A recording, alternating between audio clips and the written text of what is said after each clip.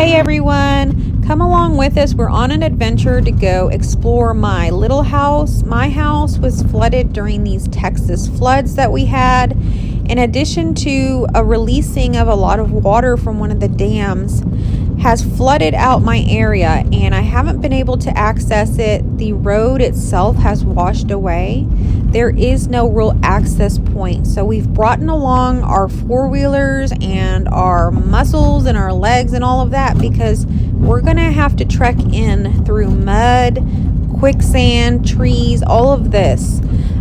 They have started to create a trail there, so that's why we've brought these four-wheelers. We really think that we'll be able to finally get through. It's been about 3 weeks since the initial flooding occurred.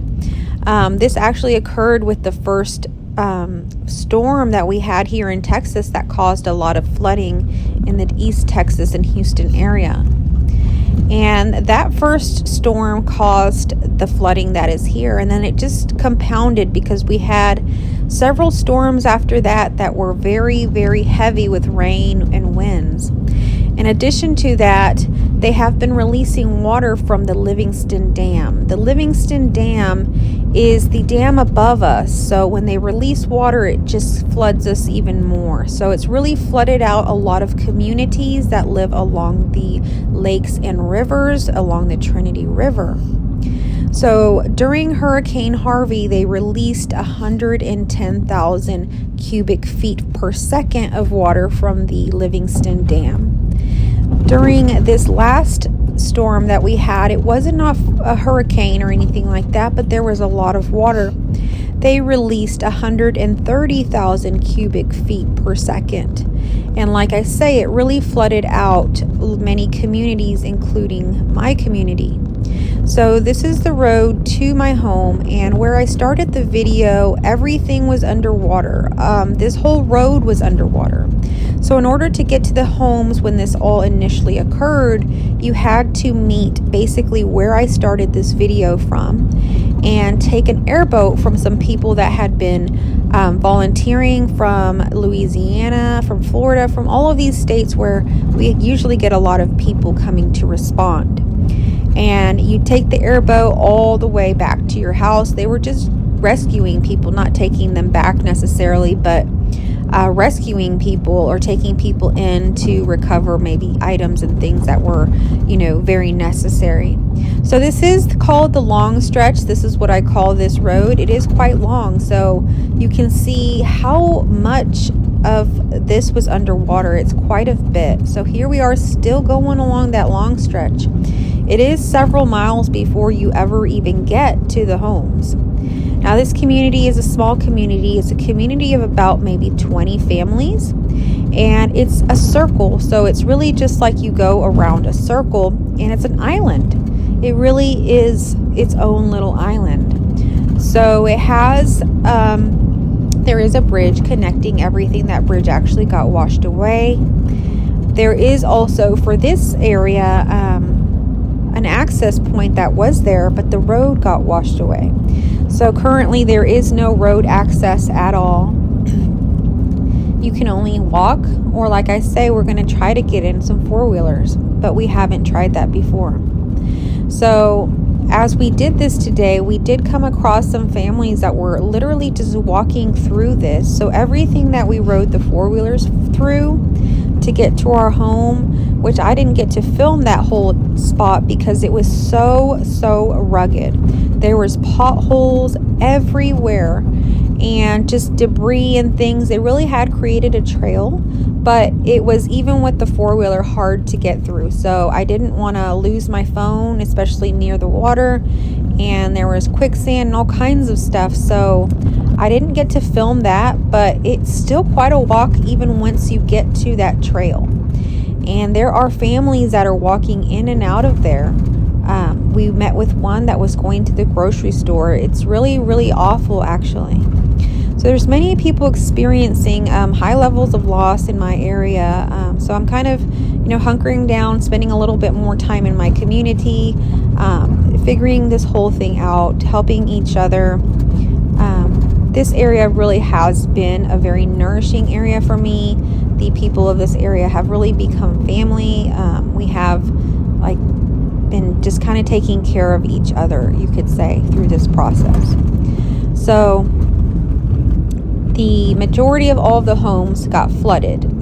They actually got water in their homes, got flooded. There's trees down everywhere on this island. It's really quite sad what it looks like in the condition it's currently in, because it's a very beautiful place. But that is the condition it's in now, and many of these families, well, all of them for the most part, are not staying there. I was surprised to really see that one family there. Many families are just staying temporarily in hotel rooms and things like that. They're just trying to find somewhere else to live, because it really does not seem that this will be a place where they will be able to return to.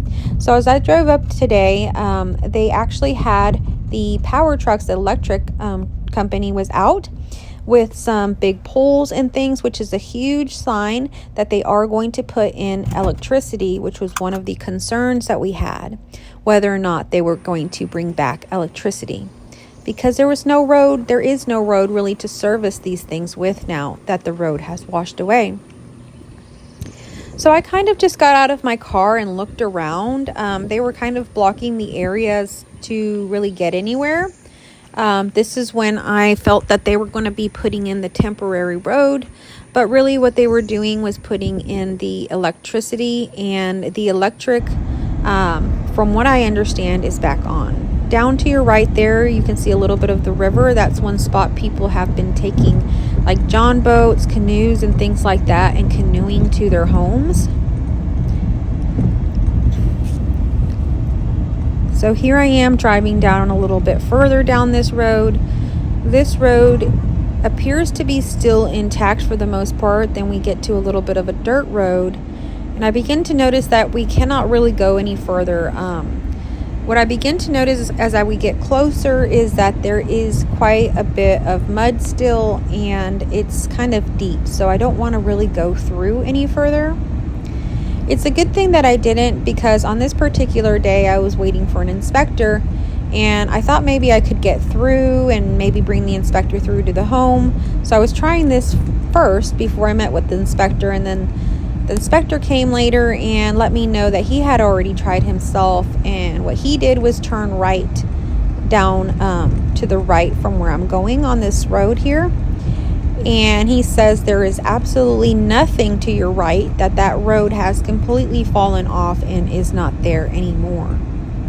So if that is the case, then there is no way to get into the homes or to those areas with a vehicle. So I turned back around.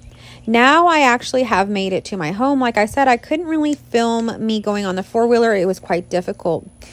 So the first thing that we notice right away is the outside area. So I'm going to show you the outside of the home in this video. There are trees down everywhere in this neighborhood, but this is my home, and I had a chain link fence there. You can see it has been torn down just by this tree alone. There is debris and dirt, and just everything has come up. And this is how disasters and things are, is everything comes up to the surface to be dealt with, right? So here is the river or the lake, and another tree came down there. That is another tree that come down. None of these trees or none of this debris was here. It's a total absolute mess.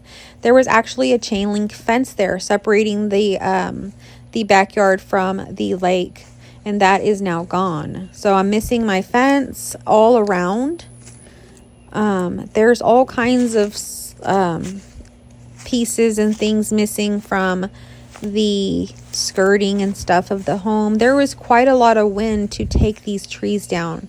As a matter of fact, that tree that you see that came down there is actually, I don't know that I got the whole picture, but it's actually just the top part of the tree that snapped off. And it seemed to be a pretty healthy tree. So that just gives you an idea of the winds. I believe there were up to 130 miles per hour. In my front yard, I have another branch, a very, very big branch down where I have my home. In this area, there are huge, humongous trees. So a branch alone like this is just big, huge. So that came down. We're going to have to deal with that at some point. So there's just a lot of debris down. a lot of wind damage. We did sustain like roof damage actually, and leaks and that sort of thing. But as far as actual like flooding, I don't see any of that. But we definitely sustained a lot of different damage to the home. I do have a shed that I was planning to make my podcast studio, and that flooded as well, and everything in it flooded. I was storing quite a bit of things there, and that flooded. Here is the lake straight from my backyard. We walked down there. This is actually flooded. The neighbors, you can see their piers and stuff. There's pieces of wood missing from their piers. There's just like holes and all kinds of stuff from the wind damage. But that's what it looks like back here. Then we drove around a little bit in the four-wheelers. There's another huge tree down in somebody else's yard. There's just all kinds of debris and stuff just everywhere. This area here is actually a friend of ours' piece of land, although they had a lot more land. A whole chunk of it just went away. So that's what's kind of been happening here, is just a total erosion of this little island. So people are going to be moving away from this area. This is actually the edge, and this is where the road used to be. Where you see the edge, well, as a matter of fact, what I'm zooming in there, that is the road debris from what was the road, now in the water. And so this area really has been affected here. Like I say, a whole chunk of land has just gone away. There's tons of debris. People have been working in this area to try to clear it up a bit so that it's at least walkable and passable. But it's quite a mess, as you can see. So here we are on our four-wheelers trying to just go back now. There's big old trees down everywhere, and this trail, it has been made pretty good, but it has tons of potholes and stuff. But at least there's no trees or limbs like in your face or anything like that. But unless you have like a good four-wheeler, I don't think that it would be a good thing to be going through these roads with a vehicle yet. So it will be a while still for that, and it's also a very narrow little trail, so it's really meant for just walking or using these sort of like sports utility sort of things. So this whole area is off where the road used to be. It will be interesting to see if they'll even be able to put a road in here. There's just not a lot of land left because the road has just been washed away so many times already. So this is the edge of the road where you see kind of like the edge, or like it kind of looks like some pieces have been cracked off and stuff like that right there where we're coming up on. That is the edge of the road where it used to be an edge. The road where it literally cracked off. So that is what's all missing. And here we are coming back onto a sort of a dirt road area. This has eroded some as well. So we are all done. Thank you so much for coming along. We're going to clean up now.